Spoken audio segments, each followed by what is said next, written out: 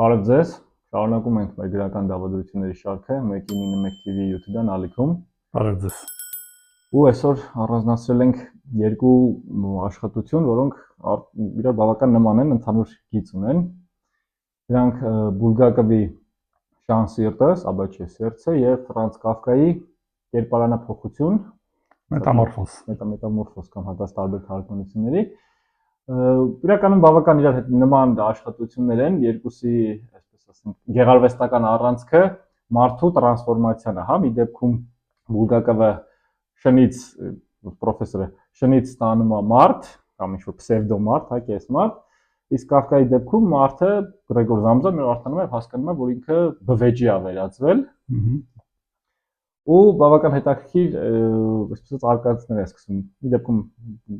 Բուլգակովի մոտ բավական հետաքրքիր արկածներ են, իսկ Զամզայի մոտ ավելի շատ հենց ներքին ապրումներն են, ընտանիքի հետ փոխհարաբերությունները։ Ես խոսքը փոխանցեմ քեզ։ Ես կսկսեմ երկու հիմնական առանցքից, որ երկու դեպքում էլ նոր մարդու ստեղծումն է, նոր մարդու, նոր իրականության ու ամեն դեպքում հիմա մեր իշխանությունների մոտ օրիգինալ չի process-ը նոր մարդ ստեղծելու, իրենցից առաջ տարբեր եւ ռեժիմներ եւ գրական հեղինակներ իրենք նոր մարդ փորձել են ստեղծել, բայց թե ինչա ստացվում այդ նոր մարդու հետ, այդ թեման մենք այսօր քննարկենք։ Այսինքն Բուլգակովն եւ Կաֆկան էլ ցույց են տալիս, ի վերջում ցույց են տալիս, որ այդ տրանսֆորմացիան ոչ մի հաջող նոր մարդ ստեղծելու, այսինքն բացի Աստծուց որևէ մի մարդուն անհասու է նոր մարդ ստեղծելը։ Լինի լինի ամբողջ ձևը բժշկությունը, հիմա մենք կարող է տասնյակ հարյուրավոր բաներ թվարկենք ստեղծագործություններ, որ ուզում են կամ մարդ ստեղծեն, նոր մարդ կարող ենք քննարկել նաև Ֆրանկենշտեյնը, որ էլի փորձում են նոր մարդ ստեղծել, բայց կենտրոնանք այս երկու գործերի վրա, այսինքն ինքը շատ է գրականության մեջ եւ իրականության մեջ նոր մարդու ստեղծելը, նոր մարդ ստեղծելը, որը որ հնարավոր է որ իրենց կարծիքով ավելի լավը լինի կամ գերազանցի նախորդ մարդուն, բայց մարդը ստեղծելը ինքը աստվածային էակա ու մարդուն հասու չի նոր մարդ ստեղծել։ Ու երկու դեպքում էլ ինչ էլ որ անում է դեհումանիզացիայի խնդիր կա, որ մարդը ինչքան է փորձում ես մարդ ստեղծես, ստացվում է ապամարդ, որը որ ունի ավելի շատ հարցեր, քան թե մինչև այդ process-ը գնալը։ Ի տարբերություն Բուլգակովի, Կաֆկայի մոտ ինքը ամեն ինչ հանկարծակի բացատրություն չի անում, մի օր արտանում է ու տենց է լինում։ Եթե համեմատություն անենք մեր հետ 18 թվին մի օր արթնացանք ու մեզ թելադրեցին, որ ասեցին ոչ ինչ որ եղել է, այն հին մարդիկ ինքը բոլորը բռակ էին, հիմա մենք նոր արդեն գոյություն չունեն, հիմա մենք նոր մարդ ենք ստեղծում ու երկու դեպքում էլ մարդկայնության կորուստն է։ Ես գիտես ինչի վրա կուզեի ուշադրություն դարձնել, շատ ճիշտ ես ասում, այդ հետ 18-ության ու դες 10 այս վերջի այս ապրիլի 23 ինչ է նշվեց քաղաքացու օրը, որովհետև դա 18 թվականի այդ Սերժ Սարգսյանի հրաժարականի օրն էր։ Ինքը մեր մոտ ասոցացվում է այդ խորոված քաբաբ այդ փարթի, չգիտեմ, ինչ-որ երաժշտություն, տոնակատարություն, հենց քաղաքացու օր կոչվածը հենց այդ ուտելու եւ քեֆ անելու դրա հետ կապված ու Բուլգակովն էլ է հենց, եթե մենք հիշում ենք Շարիկովը ինքը, չգիտեմ, այդ երաժշտական գործիքներ նվագեր, պարեր, ինքը հետաքրքիր է, իրենք մարդու կերպարը, նոր մարդու կերպարը, իրենք պատկերացնում են պարելով, ուրախանալով, նվագելով, ու եթե նայում եք կրկեսներում էլ կենթայիներին կարողանում են սովորեցնել այդ ամեն ինչը։ Կենթայիներին երկացնում են, պարացնում են, տարբեր գործիքներ, երաժշտական գործիքներ են, բայց ինքը դրանից մարդ չի դառնում։ Ստեղ ուրիշ բան կուզեմ ասեմ, որ այն մարդիկ, ովքեր տրվում են դրան, երկու գործում են, եթե արդեն օգտագործվեց, արդեն ինքը որևէ մեկին պետք չի։ Մի դեպքում էքսպերիմենտի տեսքով փորձը արվեց, չստացվեց, արդեն ինքը պետք չի։ Երկրորդ դեպքում արդեն ինքը որպես մարդ կամ որպես բվեջ, ինքը որևէ մեկին պետք չի։ Ինքը որոշակի ժամանակի համար է։ Դա ուրիշ մարդկանց ցույց տալու կամ ապացուցելու կամ այդ փորձն է ցույց տրվում, բայց արդյունքը բոլորը գիտեն այդ բռակն է դալը։ Այդ առումով Կաֆկայի մոտ շատ հետաքրքիր մի քանի, այսպես ասած, մտքեր կան, որ նախ ինքը փորձում է բացատրի մարդու եւ այդ ընտանիքի հարաբերությունները, հա, ու Կաֆկան ամեն դեպքում ինչպես ասենք պեսիմիստական գրող է, հա, ինքը այդ մարդու տրագեդիան է փորձում դուրս բերել, հա, լույս աշխարհ հանել, ու ինչն է հետաքրքիր, որ ընտանիքի անդամները ինչ-որ բանի նախ հոգնում են իրանից, հետո փորձում են բնականաբար հրաժարվում են իրենից, հա, ու այստեղ գալիս է այն ինձ թվում է շատ ճիշտ միտքը, որ դու փորձում ես Կաֆկան ցույց տալ, էլի, որ դες համաձայն է, որ դու որպես այդպեսին քեզնով աշխարհին պետք չես։ Ինքը փորձում է անգամ քո ընտանիքի անդամներին, քո ընտանիքին պետք է այն ֆունկցիան, ինչ դու կարողանում ես անել, ոչ թե պետք է դու, այլ այն ինչ ես դու կարող տաս աշխարհին։ Եվ ընդհանուր բնության առումով էլ մարդու կերպարը, ինքը թե ինչ դու կարաս տաս աշխարհին, տիեզերքին, Աստծուն, չէ՞ ընտանիքին։ Դրանից դուրս դու արդեն որևէ մեկին պետք չես։ Հետաքրքիր չէ, սա որպես անհատ է։ Այստեղ մի բան էլ ասեմ, հետաքրքիր բան է Բուրգակովի հետ, որ ինքը ասում է ինչ գրականություն ես կարդում, ասում է բանը, հեղափոխության գրականություն, ասում է եւ ում հետ բան համաձայն չես, Էնգելսի թե Կաուտսկի հետ, ինքը սպասում է որ ընտրություն, ինքը ասում է Սաբոյեմի։ Երկուսի հետ էլ ինքը նոր մարդ է, ինքը ոչ Էնգիցն է, ուղղությունն է, ոչ կապիտալիզմ, ոչ սոցիալ, ինքը նոր ուղղություն է իրեն թվում որ ինքը նոր ուղղություն է ստեղծել ու ինքը նոր միտք է ինչ որ անգամ այս միտքը շարունակելով փաստորեն ինքը հերքում է բոլորին հերքում ինքը իրենից առաջ բոլորին սխալ է անում դա Շարիկովների կերպարն է որ ինքն է առաջին մարդը ինքը նոր Ադամն է որը որ ինքը մինչև որևէ չէ ինքը արդեն ստեղծվել է նոր մարդ որը ինքը մերժում է իրենից առաջ եղած ամեն ինչ եւ բարոյական եւ պատմական եւ ընտանեկան բոլոր նորմերը ինքը հայտարարում է որ ես նոր մարդ եմ ու ես նոր մարդով կարամ ապարեմ երգեմ ժողովրդին զբաղացնեմ ու մի պահ մարդիկ իսկականից հիանում են այդ շարիկով որովհետեւ հրաշք է տեղի ունեցել որ մարդը կարողացել է շունը կարողացել է մարդ դառնալ ու ինքը կարողացել է բան անել ինչ որ բաներ անել, բայց ինքը այդ մի շատ կարճ ժամանակ է տևում այդ ամեն ինչը։ Գիտես, ինձ թվում է խիան մարդիկ իր հետևից գնում, եւ Շարիկովի եւ Շարիկովների, հա, որովհետեւ երբ մենք համատում ենք, դե այսպես ասած Բուրգակովի ողջ այդ միտքը նրա մասին է, որ ցույց տա այդ այսպես ասած պրոֆեսորի եւ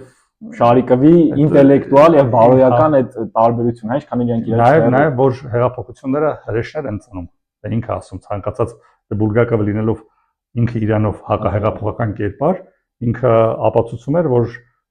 ցանկացած հեղափոխություն ինքը հրեշներ է ծանում, ինչքան էլ տվյալ պահին որպես հրաշք ներկայացնեն, ինքը վերջում հրեշի է վերածվելու։ Ինքը չի կարա նորմալ բան լինի, որովհետև նորմալ էվոլյուցիա չի ապրել։ Եթե մարդը սաղմնային վիճակից չի եկել, ինքը տարբեր process-ներ չի անցնել եւ սխալվել, ինքը միանգամից արդեն վերելու է հրեշ դառնա։ Այդ էվոլյուցիոն եւ ռևոլյուցիոն, այսպես ասած, զարգացման տարբերություն, էվոլյուցիոնը քայլ առ քայլ բերում է ու պինդ հիմք է ստեղծում, բեքգրաունդը ամուր ստեղծում, այստեղ շարունակելով նախորդ միտքը, ինչ են իրանք ավելի, այսպես ասած, պոպուլիզմին ինչ են մարդիկ տրվում, որովհետև եթե մենք նայում ենք շանսիրտում Բուրգակովի մոտ կամ անգամ մեր իրականություն, հա, մինչև 18 թվականի, մինչ այդ հեղափոխությունը, այդ պրոֆեսորները, այսպես ասենք, հա, իրանք դնում են բարձր նշաձող, թե ինտելեկտուալ, թե բարոյական, եւ նաեւ ակնկալիքները կա հենց այդ հասարակությունը պետքա ձգտի բարձրանալ դեպի այդ նշաձողը։ Իսկ իրենք իջացնում են պոպուլիստ, ով իջացնում ասում է, չէ, ձեզ պետք չի աճել, ձեզ պետք չի զարգանալ, ոչ մտավոր առումով, ոչ ինտելեկտուալ, ոչ բարոյական, ոչ մի առումով ձեզ պետք չի աճել։ Դուք հիմա կաք ամեն ինչ լավ է, եթե մենք կարող ենք ուտենք, խմենք, ապարենք, քեֆանենք, ուրեմն ամեն ինչ նորմալ է, այսինքն աճելու, այսպես ասած, ինչ-որ որոշակի process, որոշակի ջանք գործադրելու կարիք չկա։ Ինչու դուք պետք է ասենք մի գիրք ավել կարդական բարոյապես ձեզ կրթեք, եթե սենց ամեն ինչ լավ է, թե մենք սենց հիմա ապրում ենք։ Լևոն, մի հատ ստեղ ուրիշ հարց հետաքրքիր է, քեզնից եմ ուզում իմանալ։ Արդյոք ի սկզբանե, որ մարդը արդեն ինքն իրանով մինչև վերջ փչացել է, այդ մարդու վրա արժի ինչ որ ներդրում կամ ջանք գործադրել, որ մարդ դարձնելու համար, որ դու արդեն այդ մարդը ամեն ինչով իր բոլոր process-ներով փչացրել է, ինքը հասել է այդ ամենածայրահեղ արժի, չնայած մենք չենք որոշողը, մենք Աստծո ֆունկցիան չունենք, այդ Աստված կարա այդ շանսը տա։ Մարդը ինքը իրան պետք է ուզի, բայց մենք արժի որպես պետության ներկայացուցիչներ այդ մարդկանց վրա որևէ ներդրում կամ որևէ խաղադրույք անենք, որ հնարավոր է ենթադրենք այդ շունը ինչ որ կարողանա պետությունը նենց ուղղությամբ տանի, որը որ ուրիշների մտքով չի անցել հետաքրքիր։ Իհարկե հարցը շատ բարդ է, համ փիլիսոփայական է ու չգիտեմ, այդտեղ ճիշտ ու սխալ պատասխան կա թե չէ։ Ես sense կպատասխանեմ, մաթեմատիկայի տնտեսագիտության տեսանկյունից գուցեև չէ, որովհետև այն ներդրումը, այն ջանքը, որ դու պետքա դնես, ու այն ոնց դու շատ ճիշտ նշեցիր, ակնկալիքը, որ դու ստանալու ես, իրար համատեղելի չեն։ Այսինքն դու պայմանական 10 միավոր ջանք ես դնելու, որ գուցե 1 միավոր հետ ստանաս կամ չէ։ Մաթեմատիկորեն սա կամ բիզնեսի համար սա ձեռնտու ներդրում չի։ Բայց ինձ թվում է հենց պետությունը դրանով է տարբերվում, պետությունը հասարակությունը, իրանք բիզնես պրոյեկտ չեն, այսինքն այդ ընդհանուր նորմալ համակեցության համար պետքա որ անգամ այդ ցածր խավնել, եթե չբարձրանա շատ, եթե մենք չենք բնականաբար ինչ-որ ռոմանտիկ չլինենք, հա, ինչ-որ ակնկալիքներ, որ բոլորը պետքա լինեն գրագետ, բարոյական, պարկեշտ, ինտելեկտուալ, գոնե ինչ-որ ընդունված խաղի կանոններ եւ կարմիր գծեր պետքա լինեն։ Այսինքն ստեղ ես կասեմ, որ այդ աշխատանքը պետքա տարվի ոչ թե առանձին անհատներին փորձել զարգացնել, կրթել կամ բարոյապես բարձրացնելու վրա, այլ խաղի կանոններ սահմանելու վրա եւ կարմիր գծեր սահմանելու վրա, որ անգամ այդ ստորին մակարդակում գտնվողներ, այդ շարիկովները եւ շարիկովի թիմակիցներ ասենք, աջակիցներ ասենք, այդ գաղափարակիցները իրենք իրենք իմանան, որ կան որոշակի շվոնջերները, բայց ինքը Շարիկովը այդքան մեղավոր չէր, եթե շվոնջերների ձեռքը չընկներ, եթե գլոբալ առումով իրան չփորձեին այլ ուղղությամբ օգտագործեին։ Ինքը սովորական գիտափորձ էր, բայց կարող է նաև այդ գիտափորձը դու չես կարող մինչև վերջ հասցնես, կեսից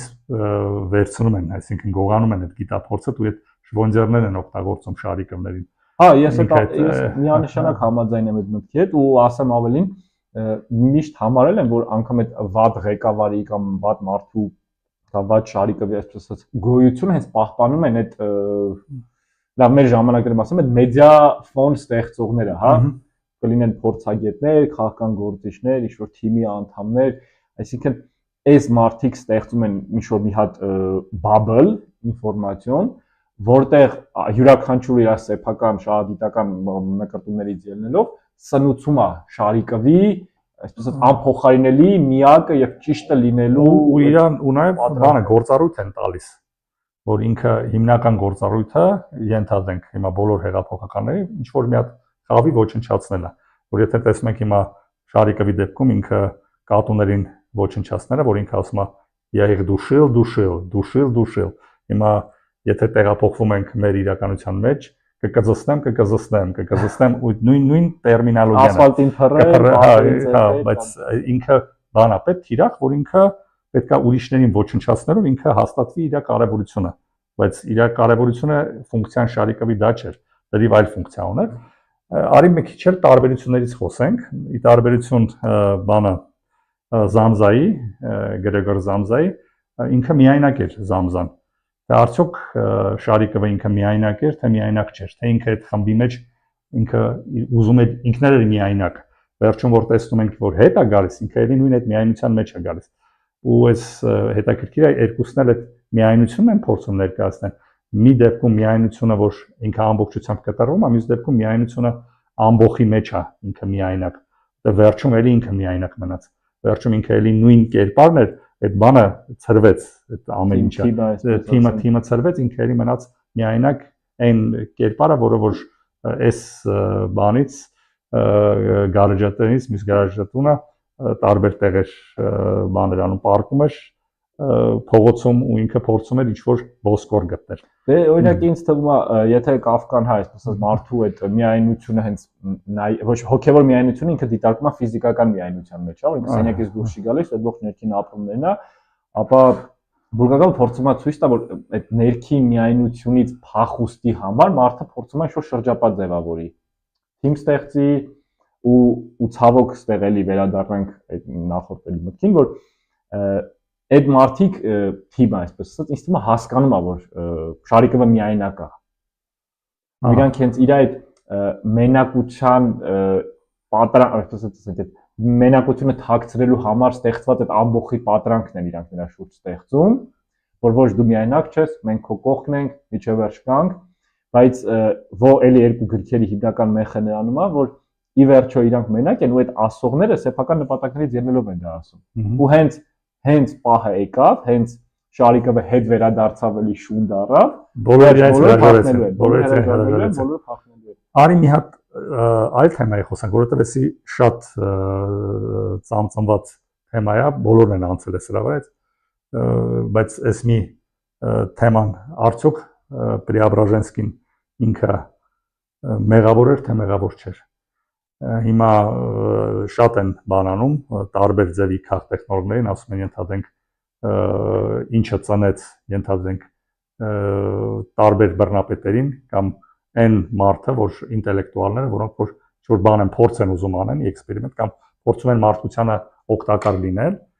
Օպենհայմերը ենթադրենք ինքը արդյոք ինքը մեղավոր է, որ ատոմային ռումբ ստեղծել։ Այսինքն բարոյական պատասխանատվություն կերում է Ճապոնիայում որևէ բան է, այսինքն նույն գերմանացի ժողովուրդը, նույն արդյոք Լևոն Տեր-Պետրոսյանը մեղավոր է, որ իր կողքերն այնց մարդիկ են հայտնվել, որ հետո իրանք պետքա այսօրին բան հասցնեին երկիրը։ Արդյոք հիմա Преображенскին մեղավոր է, թե մեղավոր չի, որ ինքը փորձել է այդ փորձը անել, փորձել է մարդկությանը օգտակար լինել ու փորձել է իսկականից օգուտ լինել։ Արդյոք նույն ձևի Մերի Շելիի մեջ Ֆրանկենշտեյնի ինքը ստեղծողը, ինքը պրոֆեսոր, ինքը արդյոք մեղավոր է, թե մեղավոր չի։ Ինքը իրականում նպատակը նոր մարդկությանը օգտակար լինելն է։ Դե այստեղ այդպես եթե փորձենք հարցին նայել,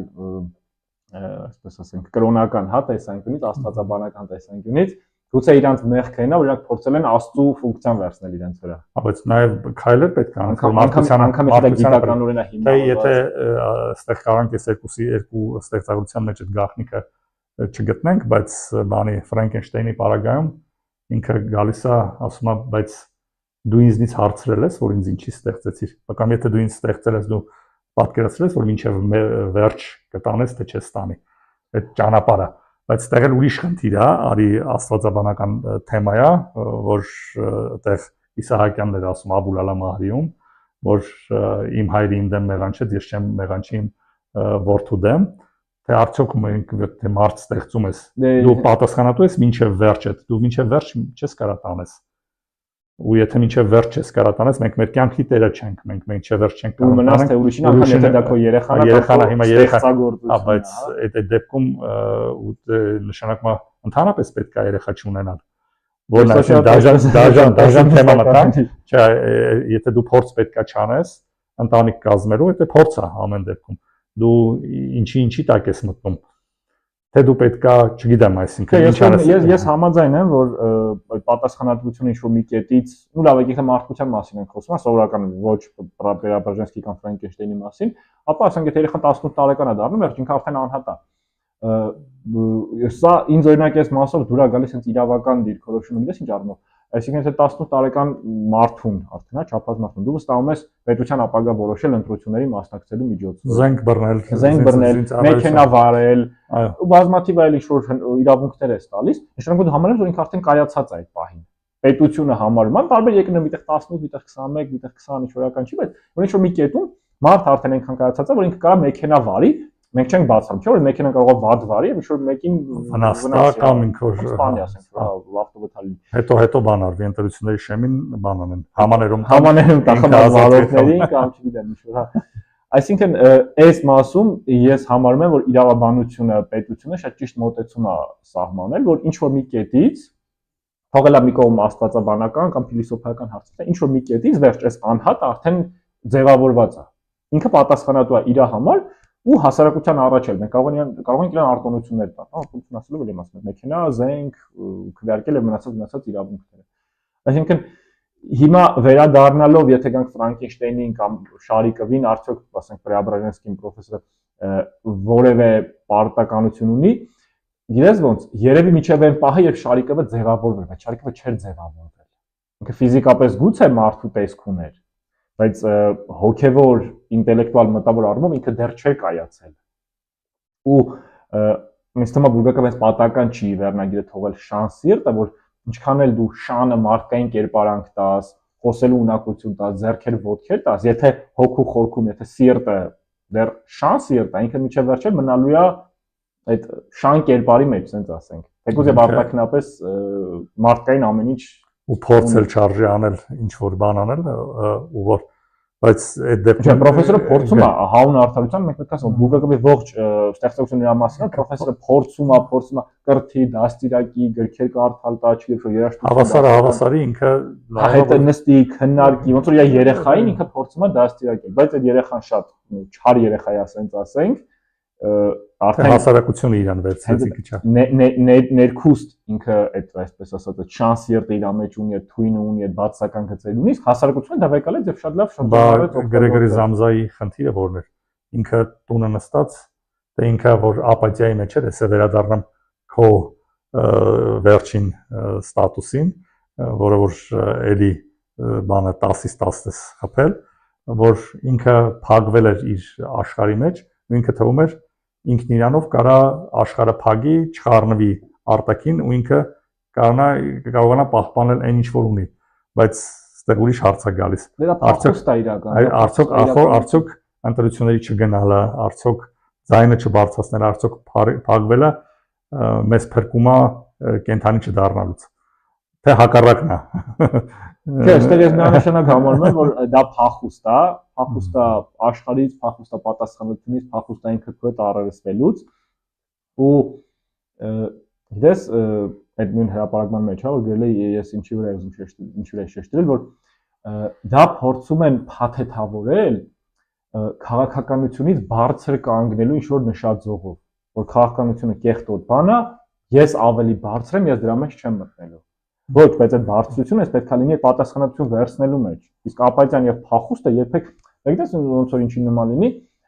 պատերազմ լինի, լավ վատ օրինակ բերեմ, պատերազմ լինի, ասես չէ, պատերազմում մարդիկ են մեռնում, դա բարոյապես ազնիվ չի, ես չեմ մասնակցում, ես փախնեմ ուրիշ երկիր, որ պատերազմի չմասնակցեմ։ Բայց դու չես վերցնես պատասխանատվություն քո հայրենիքի պաշտպանության համար։ Բանը բոլոր դեպքերում ինչ էլ լինի, երկու դեպքում էլ մեկը որ դու քեզ փագես է, էլի քեզ պետք է հասարակական կենթանի ես։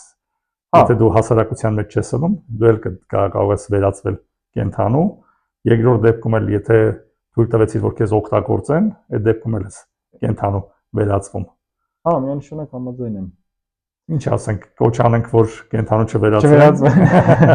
Եվ իրեն շուրջ եղած կենթանիներին շատ բան չանեն, այսպես ասած։ Առաջ չտանեն կամ չողոքորեն, այլ ընդհակառակը փորձեն նրանց մեջից այդ բացասական գծերը հանեն ու փորձեն նրանց բարձրացնել։ Դա դժվար աշխատանք է, դա տաժանակիր աշխատանք է, դա որևէ կերպ երաշխավորված չի, որ փոխհատուցում է ստանալու, ու ընդհակառակը շատ ավելի հավանական է, որ ոչ մի օգուտ չի տալու, բայց ել եմ ասում, հասարակությունը պետությունը դա մաթեմատիկա չի կամ բիզնես չի, պետք է այս հարցին մոտենալ ավելի շատ բարոյական եւ մարդկային տեսանկյունից։ Շնորհակալ ենք։ Շնորհակալություն, հաջողություն։ Տեսում։